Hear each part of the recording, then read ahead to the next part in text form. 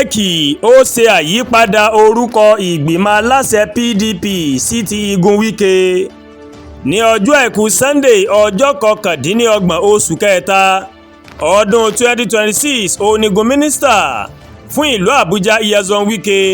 nínú ẹgbẹ́ òṣèlú People's Democratic Party PDP ó ní wọ́n máa ṣe àpérò ẹgbẹ́ náà láti yan àwọn adarí ẹgbẹ́ tuntun níbi àpérò náà tó máa wáyé ní pápá ìṣeré Moshood Abiola tó wà ní ìlú Àbújá ó ní wọ́n ti kéde ìgbìmọ̀ ẹlẹ́ni mọ́kàndínlógún tí yóò máa darí ẹgbẹ́ òṣèlú náà gbogbo ìpínlẹ̀ káàkiri Nàìjíríà ní àwọn aṣojú PDP ó ní wọ́n ti balẹ̀ síbi àpérò náà láti yan àwọn aláṣẹ tuntun tó máa ṣe àkóso ẹgbẹ́ òṣèlú náà fún ọdún mẹ́rin àwọn aṣojú tí iye wọn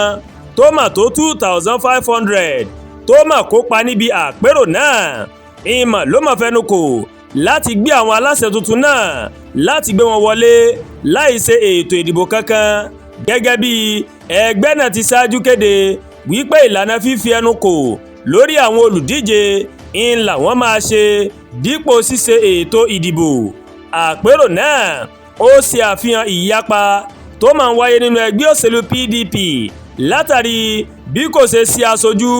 láti àwọn ìpínlẹ̀ kan lára àwọn ìpínlẹ̀ tí kò bá wọn péjú síbi àpérò náà ńlá ti rí ìpínlẹ̀ Ẹdó níbi tí ìjà abẹ́nú ti ń wáyé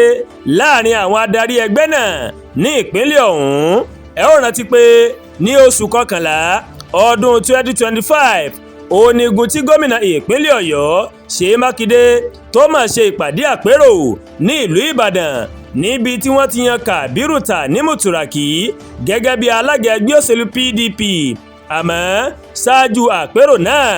ilé ẹjọ́ gíga ìlú Àbújá ìmọ̀ ló mà ti dájọ́ pé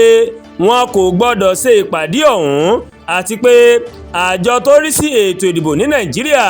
kò gbọ́dọ̀ bá wọn kópa níbẹ̀ lẹ́yìn náà ilé ẹjọ́ kò tẹ́milọ́rùn ìmọ̀ ló mà tó da ẹjọ́ tí Igun Mákindé mọ̀ pé lórí ìpàdé náà nù tí wọ́n sì ní kí Tùràkì pé kò gbọ́dọ̀ pe ara rẹ̀ ní alága ẹgbẹ́ náà mọ́ Àdúràgbà Olúwatóyìn ló ń kàròyìn sí létí láti kàn ní ẹ̀yà Yorùbá World TV bẹ́ẹ̀ ṣe ń wò wá ẹ máa bá wa like ẹ máa share ẹ máa comment ẹ má tún gbàgbé láti bá wa subscribe sórí YouTube channel wa